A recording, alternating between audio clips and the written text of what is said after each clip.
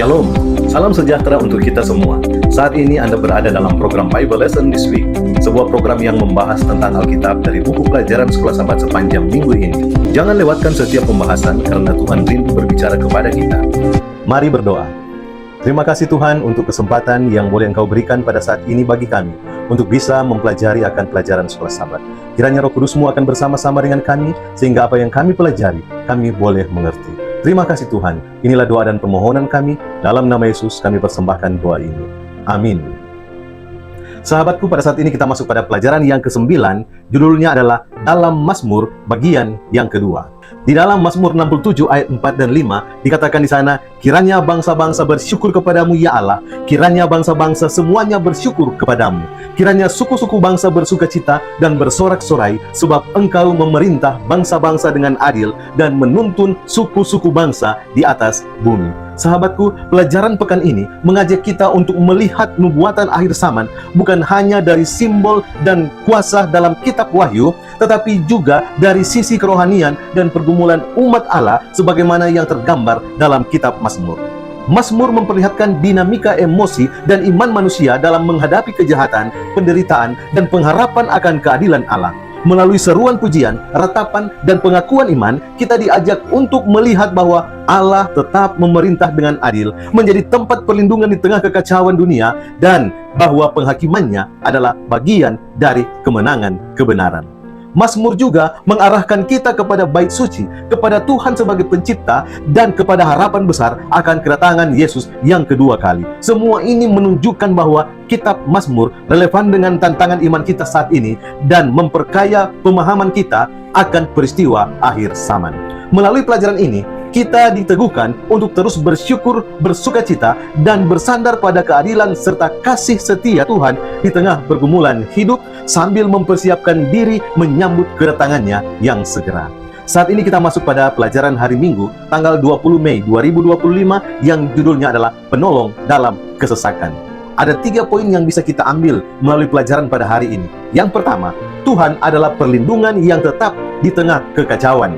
Mazmur 46 menegaskan bahwa Tuhan adalah tempat perlindungan dan kekuatan kita, penolong yang sangat terbukti dalam kesesakan. Walaupun bumi berubah, gunung-gunung bergoncang, dan laut bergelora yang merupakan simbol dari kekacauan akhir zaman, umat Tuhan tidak perlu takut. Ini menunjukkan bahwa dalam setiap situasi yang mengguncang dunia, kita memiliki dasar iman yang teguh. Apa itu? Tuhan yang setia dan tidak berubah. Poin yang kedua, harapan dalam janji Tuhan yang lebih baik. Mazmur ini membandingkan dunia yang penuh dengan penderitaan dengan janji ilahi yang jauh lebih baik. Sama seperti dalam kitab Ibrani, kita melihat bahwa janji-janji Tuhan melampaui kenyataan pahit dunia ini. Kita diingatkan untuk diam dan tahu bahwa akulah Tuhan. Sebuah undangan untuk percaya bahwa kendali ada di tangan Tuhan dan bahwa akhir dari semuanya akan mengangkat namanya di atas bumi. Kita masuk pada poin yang ketiga, Yesus Kristus, sumber harapan di tengah krisis. Mazmur 46 mengarah pada pengharapan yang pasti dalam Yesus, terutama ketika dikaitkan dengan gambaran akhir zaman di Wahyu 6 dan 2 Petrus 3. Dunia ini akan hancur, tetapi pengorbanan Kristus di salib membuktikan kasih, kuasa, dan karakter Tuhan dalam menghadapi penderitaan saat ini dan yang akan datang. Salib Kristus adalah jaminan bahwa Tuhan tidak meninggalkan kita. Sebaliknya, Ia sedang mempersiapkan dunia yang baru dan lebih baik bagi kita semua. Ketiga poin ini meneguhkan bahwa harapan umat Tuhan tidak bergantung pada keadaan dunia, tetapi pada karakter Tuhan yang setia, kuat, dan penuh kasih. Kita masuk pada pelajaran hari Senin, tanggal 26 Mei 2025. Judulnya adalah Harapan di Tengah Gejolak. Ada 3 poin yang bisa kita ambil melalui pelajaran pada hari ini. Yang pertama, dunia akan dihancurkan, tapi Tuhan tetap berdaulat. Mazmur 46 dan Yeremia 4 ayat 23-26 menunjukkan bahwa pada saat kedatangan Kristus yang kedua, bumi ini akan mengalami kehancuran fisik dan moral yang luar biasa. Namun, di tengah gambaran kehancuran ini, kita diingatkan bahwa Tuhan tetap memegang kendali atas sejarah. Tahtanya yang tidak tergoyahkan dan kehancuran sistem dunia hanyalah pendahuluan dari pembaruan besar, langit dan bumi yang baru. Kita masuk pada poin yang kedua. Kerajaan manusia gagal, kerajaan Allah kekal. Nubuatan Daniel 7 menggambarkan kehancuran dunia akibat muncul dan runtuhnya kerajaan-kerajaan manusia yang penuh dengan ambisi dan kekerasan. Tidak satu pun dari mereka mampu memberi keamanan dan keadilan sejati. Tetapi umat Tuhan memiliki kewarganegaraan surgawi, seperti dalam Filipi 3 ayat 20, dan menantikan kerajaan Allah yang kekal, tempat di mana tidak ada lagi air mata dan penderitaan, di dalam Wahyu 21 ayatnya yang keempat. Kita masuk pada poin yang ketiga. Harapan kita ada pada janji penyertaan Tuhan. Meski dunia semakin memburuk menjelang akhir zaman, pelajaran ini menegaskan bahwa umat Tuhan tidak perlu takut. Mazmur 46 ayat 7 dan 8 memberikan jaminan bahwa Tuhan semesta alam menyertai kita. Ini adalah kekuatan dan penghiburan di tengah gejolak. Kita dipanggil untuk tetap setia dan percaya karena Tuhan akan menepati janjinya, dan dalam jangka panjang kemenangan pasti bagi mereka yang percaya kepadanya. Ketiga poin ini menegaskan bahwa meskipun dunia saat ini tidak ideal, iman kepada Tuhan memberi kita kekuatan untuk bertahan dan pengharapan akan masa depan yang mulia bersamanya. Kita masuk pada pelajaran hari Selasa, tanggal 27 Mei 2025, yang judulnya adalah Di Bawah Kakinya. Sahabatku, ada 3 poin yang bisa kita dapati di dalam pelajaran pada hari ini. Yang pertama, Kristus akan menerima kedaulatan penuh atas dunia ini. Dalam Mazmur 47 ayat 1-5 menggambarkan sorak-sorai kemenangan bagi Tuhan yang akan memerintah atas seluruh bumi. Ini adalah pengharapan bahwa Kristus akan kembali bukan hanya sebagai juru selamat, tetapi juga sebagai raja yang berdaulat. Kaki dalam budaya kuno melambangkan kepemilikan, dan di akhir zaman seluruh dunia akan kembali berada di bawah kaki Kristus, bukan lagi dalam genggaman iblis. Poin yang kedua adalah kedatangan Kristus terbagi dalam 2 tahap yang agung. Dalam 1 Tesalonika 4 ayat 13-17 menggambarkan kedatangan kedua ketika Yesus datang di awan-awan dan orang-orang percaya diangkat untuk bertemu dengannya di udara. Sebaliknya, Sakaria 14 ayat 4 menggambarkan saat akhir milenium ketika kaki Kristus menginjak Bukit Zaitun, mempersiapkan bumi yang baru dan pemerintahan kekalnya. Ini menunjukkan bahwa pemerintahan Kristus akan berlangsung baik secara rohani maupun secara nyata dan fisik di bumi. Poin yang ketiga, pengharapan kekal mengalahkan keputusasaan kematian. Tanpa pengharapan akan kedatangan Kristus dan pemerintahannya yang kekal, hidup hanya akan berakhir dalam kematian dan kesia-siaan. Tetapi dalam Kristus, kita memiliki jaminan masa depan yang pasti dan mulia. Dunia yang telah rusak ini akan diperbaharui, dan umatnya akan tinggal bersamanya dalam Yerusalem baru di bawah pemerintahan kasih dan keadilannya. Ketiga poin ini menegaskan bahwa kendali akhir atas dunia ini akan kembali kepada Yesus, dan kita sebagai umatnya dapat hidup dalam pengharapan dan kemenangan karena masa depan kita sudah dijamin oleh Raja yang akan memerintah selama-lamanya. Kita masuk pada pelajaran hari Rabu tanggal 28 Mei 2025 yang judulnya adalah Anggur dan Darah. Ada 3 poin yang bisa kita ambil dalam pelajaran pada hari ini. Yang pertama, simbol anggur melambangkan hukuman ilahi. Dalam Wahyu 14 ayat 17-20, anggur adalah lambang dari murka Allah yang dicurahkan atas kejahatan dunia. Pemerasan anggur menggambarkan penghakiman akhir, di mana orang-orang yang menolak Allah akan menerima konsekuensi dari pilihan mereka. Ini menekankan bahwa Allah, meskipun penuh kasih, juga adalah Allah yang adil, dan dosa tidak akan dibiarkan selama-lamanya. Poin yang kedua, darah melimpah, gambaran seriusnya penghakiman. Dalam nubuatan Wahyu, hasil dari pemerasan anggur adalah darah yang mengalir sangat banyak. Ini merupakan sebuah simbol yang kuat tentang penderitaan dan kehancuran yang datang atas dunia yang melawan Allah.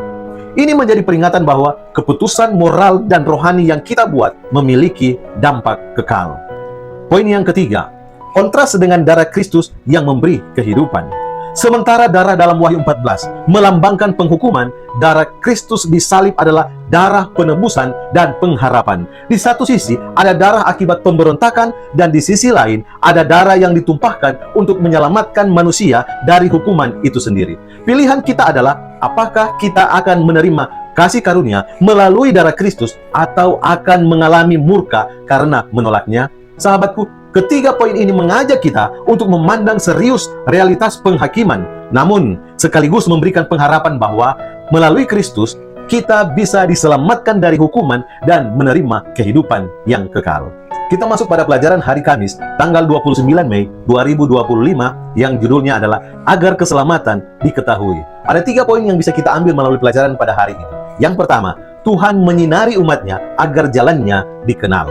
Mazmur 67 menyatakan bahwa Tuhan menyinari umatnya bukan hanya untuk memberi berkat pribadi, tetapi agar jalan dan keselamatannya dikenal di seluruh bumi. Mazmur 67 ayatnya yang kedua. Salib Kristus adalah sarana agar manusia yang berdosa dapat kembali ke hadirat Allah tanpa binasa, dan melalui terang ini umat Allah dipanggil untuk menjadi pemantul terang, bukan sekedar penyerap. Poin yang kedua, panggilan misi global membagikan keselamatan. Tuhan tidak hanya ingin menyelamatkan, tetapi juga mengutus umatnya menjadi saluran keselamatan bagi bangsa-bangsa. Seperti Israel dahulu, gereja sekarang adalah rumah doa bagi segala bangsa. Yesaya 56 ayat yang ke-7. Wahyu 14 ayat 6-12 menggambarkan umat sisa yang membawa pekabaran Injil kekal ke seluruh dunia, bukan tinggal diam di Sion, melainkan bergerak aktif memberitakan kebenaran. Poin yang ketiga, tanggung jawab serius gereja dan individu. Mazmur 67 dan Wahyu 14 mengajarkan bahwa umat Tuhan memiliki tanggung jawab serius untuk membagikan terang keselamatan kepada dunia. Sayangnya, sejarah menunjukkan kegagalan umat Tuhan dalam misi ini, seperti bahan super hitam yang menyerap cahaya tetapi tidak memantulkannya. Kita dipanggil untuk tidak egois secara rohani, tapi aktif mengajarkan kebenaran yang kita cintai kepada orang lain, agar dunia siap menyambut kedatangan Kristus. Sahabatku, ketiga poin ini mengingatkan bahwa berkat Tuhan datang dengan misi. Kita diberkati untuk menjadi berkat agar dunia mengenal jalan dan keselamatan Tuhan, dan itulah tugas umat sisa dalam akhir zaman. Saat ini kita masuk pada pelajaran hari Jumat tanggal 30 Mei 2025 yang juga merupakan kesimpulan dari pelajaran sekolah Sabat di sepanjang minggu ini. Pelajaran minggu ini menekankan bahwa pekerjaan pekabaran Injil adalah milik Kristus dan kita hanya alat dalam tangannya. Mazmur 133 menunjukkan pentingnya kesatuan umat, sebagaimana para murid bersatu dalam doa sebelum kecurahan Roh Kudus. Dalam Kisah Para Rasul 1 ayat 4-9, kita diingatkan bahwa kuasa Roh Kuduslah yang memberdayakan gereja untuk menjadi saksi Kristus hingga ke ujung bumi. Dalam Wahyu 5 ayat 4-7 menegaskan bahwa hanya anak domba yang layak membuka gulungan sejarah dan menggenapi rencana keselamatan. Panggilan pekabaran 3 malaikat dalam Wahyu 14 adalah kelanjutan dari misi para rasul, dipimpin langsung oleh Kristus dari bait suci surga. Kita tidak ditinggalkan sendirian, karena pekerjaan ini dikuasai dan diarahkan oleh Tuhan sendiri. Roh Kudus sedang bekerja di hati banyak orang, dan tugas kita adalah menjadi hadir dan setia ketika waktu menuai jiwa tiba. Walau masih banyak jiwa yang belum terjangkau, kita tidak boleh putus asa. Seperti pada zaman Israel, kita hanya diminta untuk taat dan percaya, dan Tuhan akan melakukan bagiannya. Akhirnya, peristiwa-peristiwa global hari ini menunjuk pada penggenapan nubuatan Wahyu 13 dan 14, dan waktunya sudah sangat singkat. Sekaranglah saatnya bagi gereja untuk bersatu, berdoa, dan bekerja agar dunia mengenal keselamatan Allah dan bergabung dengan umatnya di Gunung Sion. Mari kita satu dalam doa. Terima kasih Tuhan untuk waktu yang boleh kami gunakan pada saat ini, boleh mempelajari akan pelajaran sekolah Sabat. Setelah Roh Kudus-Mu bersama-sama dengan kami boleh lebih mengerti, dan biarlah kami dimampukan untuk mempraktekkan itu semua di dalam kehidupan kami. Inilah doa dan permohonan kami persembahkan doa ini dalam nama Yesus Juru Selamat dan Penebus dosa kami. Amin. Demikianlah pelajaran sekolah Sabat pada sepanjang minggu ini. Semoga Tuhan memberkati kita semua. Shalom.